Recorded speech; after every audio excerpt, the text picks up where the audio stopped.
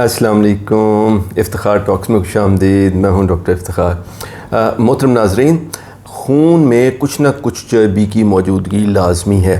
لیکن خون میں چربی اگر زیادہ ہو جائے تو وہ خون کی نالیوں میں جم کر ان کو بند کر سکتی ہے، اور یہ ہارٹ اٹیک یا فالج کی ایک اہم ترین وجہ ہے۔ اچھا، خون میں جو چربی موجود ہوتی ہے نا، وہ اس کی دو بڑی بنیادی قسمیں ہیں۔ ایک چربی کو کولیسٹرول کہتے ہیں اور دوسری کو ٹرائیگلیسرائڈ کہا جاتا ہے۔ جو کولیسٹرول قسم کی چربی ہے وہ گرچہ غذا سے بھی حاصل ہوتی ہے، لیکن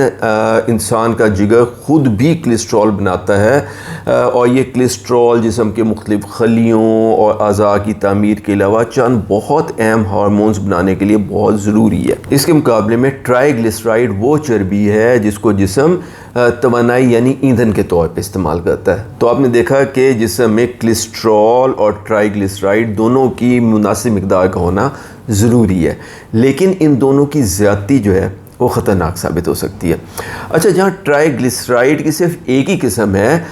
جسم میں کولیسٹرول کی کئی اقسام پائی جاتی ہیں، جس میں سے زیادہ اہم اور جو مشہور ہیں وہ ایک ایل ڈی ایل ہے۔ تو ایل ڈی ایل قسم کا کولیسٹرول ہے جس کو کہ بیڈ کولیسٹرول کہا جاتا ہے، کیونکہ یہ رسک بڑھانے کا باعث بنتا ہے، اور دوسرا ایچ ڈی ایل قسم کا کولیسٹرول ہے جس کو گڈ کولیسٹرول کہا جاتا ہے، کیونکہ یہ ہارٹ اٹیک اور فالج کے رسک کو ایکچولی کم کرتا ہے۔ اس کے علاوہ بھی چند اور قسم کے کولیسٹرول ہیں، تو جب ان سب کی مقدار کو جمع کر لیا جاتا ہے تو اس کو ٹوٹل کولیسٹرول کہا جاتا ہے۔ تو جسم میں یہ تمام جو چربیاں ہیں اس کو نارمل مقدار میں رہنا چاہیے، اور آپ کی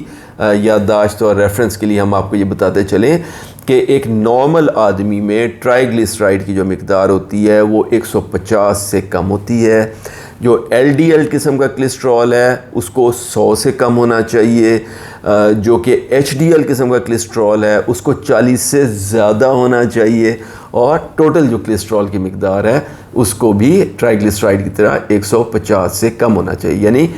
ٹرائیگلیسرائڈ اور کولیسٹرول دونوں قسم کی جو چربیاں ہیں، اگر ان کو مجموعی طور پہ لیا جائے تو دونوں کی مقدار ایک کو 150 سے آئیڈیلی کم ہونا چاہیے۔ اچھا ناظرین، اب یہ جاننے کے بعد کہ جسم میں نارمل ٹرائیگلیسرائڈ اور کولیسٹرول کی مقدار کو کتنا ہونا چاہیے، اس بات کو سمجھنا ضروری ہے کہ اگر کسی صاحب کے جسم میں ان کی خون کی نالیوں میں چربی کی مقدار زیادہ ہے تو یہ چربی تقریباً 10، 12 سے 15 سال کے اندر نقصان اتنا پہنچا سکتی ہے کہ وہ لوگ جن کو پیدائشی طور پہ جن میں چربی کی مقدار بہت زیادہ ہوتی ہے، اس لیے کہ ان کی باڈی کے انزائم صحیح طور پہ کام نہیں کر رہے ہوتے، اور پیدائش کے فوراً بعد ہی ان کے جسم میں کولیسٹرول کی مقدار زیادہ ہوتی ہے، تو 15، 18، 20، 22 سال کی عمر کو پہنچتے ہوئے ان کی نالیاں بہت زیادہ ڈیمیج ہو جاتی ہیں، اور ایسے لوگوں میں یہ اندیشہ ہوتا ہے کہ ان کو ان کی 20s یا ارلی 30s میں، یعنی 22، 24، 28، 32، 35 سال کی عمر میں خدا نخواستہ ہارٹ اٹیک یا فالج نہ ہو جائے۔ اس لیے یہ بہت ضروری ہے کہ خون میں چربی کا ٹیسٹ، جس کو کہ لپڈ پروفائل کہتے ہیں، پہلی مرتبہ 10 سال کی عمر میں کرایا جائے، تاکہ ان لوگوں کو اسکرین آؤٹ کیا جا سکے جن کے جسم میں پیدائشی طور پہ چربی زیادہ ہے، اور ان کا علاج ارلی شروع کیا جا سکے۔ تو پہلا ٹیسٹ لپڈ پروفائل کا 10 سال کی عمر میں ہونا چاہیے، دوسرا جو ٹیسٹ ہے دوسری مرتبہ جو ہے وہ 20 سال کی عمر میں ہونا چاہیے، اور اس کے بعد ہر 5 سال بعد یہ ٹیسٹ جو ہے وہ ریپیٹ کرنا چاہیے۔ لیکن اگر کسی صاحب میں دل کے دورے یا فالج کا خاص ہائی رسک موجود ہے، یعنی کہ یا تو وہ اسموکر ہیں، یا ان کو شوگر ہے، یا ان کو بلڈ پریشر ہے، یا ان میں فیملی ہسٹری ہے ارلی ہارٹ ڈیزیز کی، یا اس میں ایک یا ایک سے زیادہ یہ جو 4 رسک فیکٹر بتائے ہیں موجود ہیں، تو ان کو 40 سال کی عمر کے بعد ہر سال اپنا لپڈ پروفائل جو ہے وہ کروانا چاہیے۔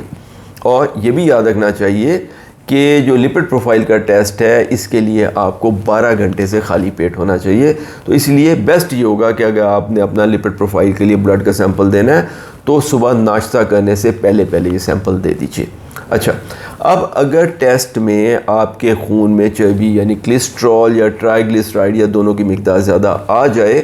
تو پھر خون میں چربی کی مقدار کو کم کرنے کے لیے اور اس کو نارمل رینج میں لانے کے لیے 3 کام کرنے کی ضرورت ہے، یعنی 3 اسٹریٹجیز اپنانے کی ضرورت ہے۔ سب سے پہلے تو آپ کو اپنی ڈائٹ کو درست کرنے کی ضرورت ہوگی۔ اس کے لیے دنیا میں ثابت شدہ سب سے ہیلدی ڈائٹ جو کہ کولیسٹرول اور دیگر فیٹ اور خطرناک چیزوں کو باڈی میں کم رکھتی ہے، وہ میڈیٹرینین ڈائٹ ہے، ٹھیک ہے، جس میں ہیلدی انگریڈینٹس کا زیادہ سے زیادہ اور نقصان دہ انگریڈینٹس کا کم سے کم استعمال ہوتا ہے۔ اور ہم نے میڈیٹرینین ڈائٹ کے بارے میں ایک ویڈیو اس چینل پہ پہلے ہی آپ کی خدمت میں اپلوڈ کی ہوئی ہے، جس کا تھم نیل اور لنک اس وقت آپ کی اسکرین پہ آ رہا ہوگا۔ تو ہماری گزارش آپ سے یہ ہوگی کہ برائے مہربانی اس ویڈیو کو غور سے دیکھیں اور اپنی روزمرہ فوڈ کو میڈیٹرینین ڈائٹ کے نزدیک ترین لانے کی کوشش کریں۔ مجھے معلوم ہے کہ اس ریجن میں جو کھانے پینے کا جو سٹائل ہے اور ہمارے ریجن میں جو کھانے پینے کا سٹائل ہے اور جس قسم کی خوراکیں ہم یوز کرتے ہیں اس میں بہت بڑا فرق ہے، لیکن یہ بات بھی ثابت شدہ ہے کہ میڈیٹرینین ڈائٹ آپ کے کولیسٹرول وغیرہ کو کنٹرول میں رکھنے کے لیے بہت ہیلدی ہے اور بالکل پروون بینیفٹس ہیں اس کے۔ اس لیے کوشش کیجئے کہ اپنی ڈائٹ کو جتنا حد تک ممکن ہو زیادہ سے زیادہ میڈیٹرینین ڈائٹ کے نزدیک ترین لانے کی کوشش کریں۔ اچھا، دوسرے نمبر پہ آپ کے لائف سٹائل میں 6 چینجز جو ہے نا وہ لانے کی ضرورت ہوتی ہے۔ 6 ایسے کام ہیں جو آپ کر سکتے ہیں کہ ڈائٹ کے علاوہ یہ 6 کام اگر آپ کریں تو نیچرلی آپ کے باڈی میں جو کولیسٹرول وغیرہ اور خطرناک چیزیں ہیں وہ کم ہونا شروع ہو جاتی ہیں۔ اس میں سے ایک تو ڈیلی ایکسرسائز ہے۔ تو اگر آپ ڈیلی 30 to 40 منٹ ایکسرسائز کریں، اور اس کے لیے کسی بڑی ویگورس ایکسرسائز ضرورت نہیں ہے، ایک 30 منٹ کی ڈیلی ریگولر واک جو ہے وہ بہت کافی ہے۔ Number 2، smoking. یہ ایک ایسی چیز ہے جو 100% آپ کے اختیار میں ہے۔ اسموکنگ سٹاپ کرنا بہت ضروری ہے۔ تیسرے نمبر پہ اگر کوئی بندہ ڈائبیٹک ہے تو ڈائبٹیز کا اچھا کنٹرول کیجئے۔ اس سے اگر کسی کا بلڈ پریشر زیادہ ہے تو ان کو چاہیے کہ اپنے بلڈ پریشر کو مناسب کنٹرول میں رکھیں اور اس کے لیے جو ضروری دوائی ہے وہ استعمال کریں۔ اپنے ویٹ کو کنٹرول میں رکھیے اور کوشش کریں کہ آپ کا ویٹ آئیڈیل ویٹ کی جو بریکٹ ہے، مثال کے طور پہ آپ کے وزن کے حساب سے آپ کا وزن اگر 70-75 کلو گرام کے درمیان ہونا چاہیے تو کوشش کریں کہ اس کو 70-75 کے درمیان ہی رکھیں، بلکہ 70 کے قریب رکھیں۔ اور آخری بات ہے کہ اپنی زندگی میں لائف سٹائل کو اس طریقے سے چینج کریں کہ آپ کی زندگی میں سٹریس کم سے کم ہو۔ خام خواہ بہت ساری چیزوں کو اپنے سر پہ سوار نہ کریں، ہر چیز کو کنٹرول کرنے کی کوشش نہ کریں۔ بہت ساری چیزیں جو ہے نا اللہ پہ چھوڑ دیجئے اور رات کو ایک اچھی گڈ 6-7-8 گھنٹے کی سلیپ لینے کی کوشش کریں۔ یہ وہ 6 ہیلدی ہیبٹس ہیں جو کہ آپ میں کولیسٹرول اور باقی خطروں کو کم کرنے کی کوشش کریں گی۔ اس کے بارے میں بھی ایک تفصیلی ویڈیو جو ہے ہم ہارٹ اٹیک اور فالج کے رسک کو کم کرنے کا 7 نکاتی پروگرام کے نام سے اس چینل پہ اپلوڈ کر چکے ہیں۔ آپ مناسب سمجھیں تو اس کا جو تھم نیل ہے اور لنک ہے اس وقت آپ کی اسکرین پہ آ رہا ہوگا، اس کو غور سے دیکھیے اور اس پہ عمل کرنے کی کوشش کریں۔ لیکن وہ لوگ جو کہ آلریڈی اپنی ڈائٹ کا خیال رکھ رہے ہیں اور انہوں نے اپنی لائف سٹائل چینج بھی کر لی ہے، لیکن اس کے باوجود ان کا جو فیٹ کے لیولز ہیں وہ ان کے بلڈ میں نارمل لیول پہ نہیں آ رہے، یا ابتدائی ٹیسٹ پہ ہی ان کی جو فیٹ کی لیولز ہیں، جو کولیسٹرول وغیرہ کی مقدار ہے وہ بہت زیادہ ہے اور ڈاکٹر صاحب ان کے یہ بتا رہے ہیں کہ یہ بہت پریشان کن ہے اور اس کے لیے دوائی ضروری ہے۔ یا پھر تیسرے نمبر پہ وہ لوگ جن کو بہت کم عمر میں، مثال کے طور پہ 10-12 سال میں ان کا ٹیسٹ ہوا یا 15 یا 20 سال میں ان کا ٹیسٹ ہوا ہے اور ان کی لپڈ کی لیولز، جو فیٹ کی لیولز ہیں وہ بہت خراب ہیں، ان کے کولیسٹرولز بہت ہائی ہیں۔ تو ان تینوں گروپس کے لوگوں کو اپنی خوراک میں احتیاط کے ساتھ اور لائف سٹائل چینج کے ساتھ عموماً دوائی کی بھی ضرورت پڑتی ہے۔ اس مقصد کے لیے کولیسٹرول کو کم کرنے کی دوائیوں کو سٹیٹنز کہتے ہیں، اور عام سب سے زیادہ جو استعمال ہونے والی جو سٹیٹن دوائیاں ہیں وہ ایٹوربا سٹیٹن ہے اور روسووا سٹیٹن ہے، اور ٹرائیگلیسرائڈ اگر کسی کا زیادہ ہے تو اس کو کم کرنے کے لیے جو دوائی اویلیبل ہے وہ فائبریٹس کے نام سے آتی ہیں، مثلا فینوفائبریٹ وغیرہ وغیرہ۔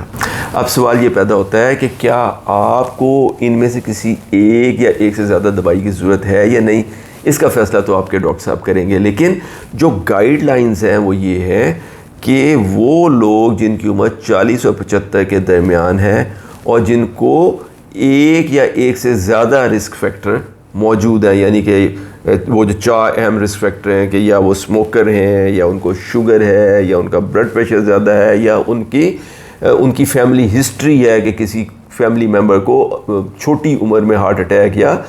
فالج کا اٹیک ہوا ہے، تو اگر ان میں سے ایک یا ایک سے زیادہ رسک فیکٹر موجود ہیں اور ان کے ڈاکٹر صاحب کا خیال یہ ہے کہ ان میں اگلے 10 سال میں ہارٹ اٹیک یا فالج کا حملہ ہونے کا 10% یا اس سے زیادہ رسک موجود ہے، تو ایسے لوگوں کو کولیسٹرول کم کرنے کے لیے اسٹیٹن دوائیاں استعمال کرنا چاہیے۔ یہ ایک جنرل گائیڈ لائن ہے۔